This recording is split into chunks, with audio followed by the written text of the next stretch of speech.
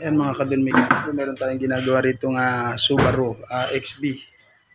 Ayan, binaklas natin ang makina nito dahil sa overheat. Ayan,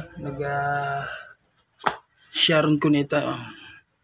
Humalong tubig at langis. Kasi dito sa part na to, dito siya pumapasok sa mga kantuhan, mga kadulmekaniko. Sa sobrang init dito mga kadulmekaniko, yung gasket niya na mapapansin niyo itong gasket, may mga bakat pa ng langis.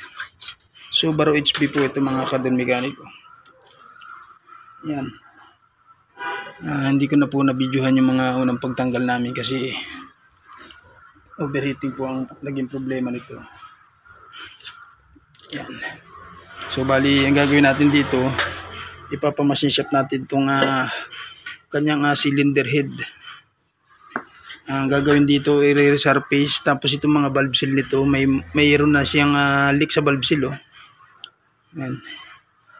Tsaka nagiging problema nito, may pagka-hard starting sa umaga. Kasi kaya naging problema nito, nag-overheat dahil dito. Dahil po dito sa tubo na to. Ito pinalitan natin ito. Before siya pinalitan namin ito, pero humahalo pa rin yung tubig at langis niya. And kaya nangyayari dito sa Subaru FB20 ang makina nito mga kadulmekaniko.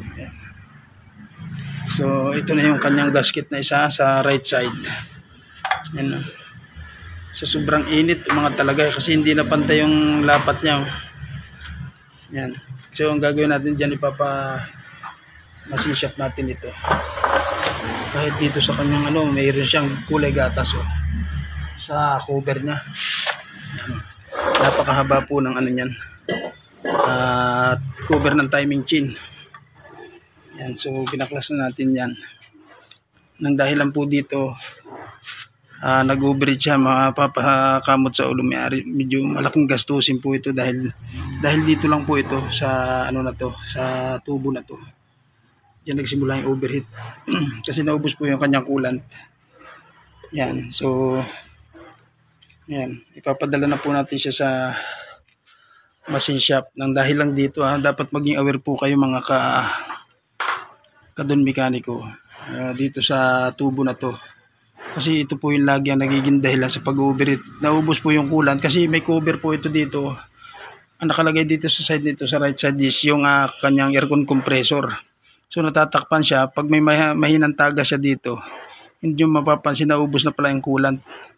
Hindi naman siya totally umaagos dito pag konti-unti lang ang leak niya. Nang dahil lang dito mga kadulmekaniko yan. Kaya nagkaganyan po yan. Yan po, dadalhin na po natin sa machine shop yan.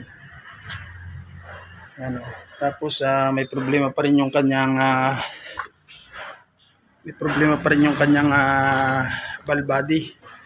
Ang na-diagnose natin dito as PO971. Yan, tatanggalin ko pa lang yan mga kadulmekaniko. Yung valve body ay itong cover pa lang natanggal ko.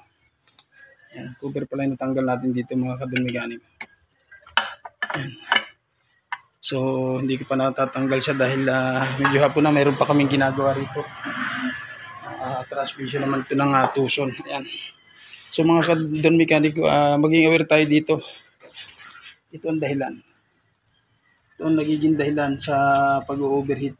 Itong Subaru number 1. Kasi yung loob nito, yung gilid nito sa likod na po, parang siya lumulutong tapos unti-unti siya naglilig dito. Yan.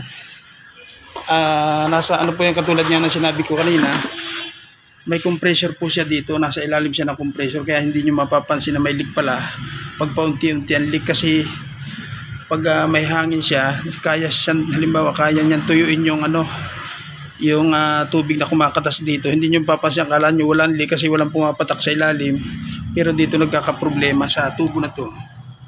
Yan, ito ang nagiging dahilan sa right side, sa ilalim ng compressor. Sa mga SB owner po dyan, maging aware po kayo dito. Ito po nagiging dahilan ng labis na pag-overheat. Yan. Pag hindi nyo napansin. Yan, maraming salamat po at sana maging tulong po sa inyo itong video na to. Mag-comment lang po kayo dito kung gusto nyo pong magpagawa dito sa aming shop. Don Make Auto Repair Shop. Kung bago pa lang po kayo sa aking channel, please like and subscribe, Don_Mechanico TV. Maraming salamat po. May number po ako dito. Pwede po kayong mag-message. Ayan, salamat.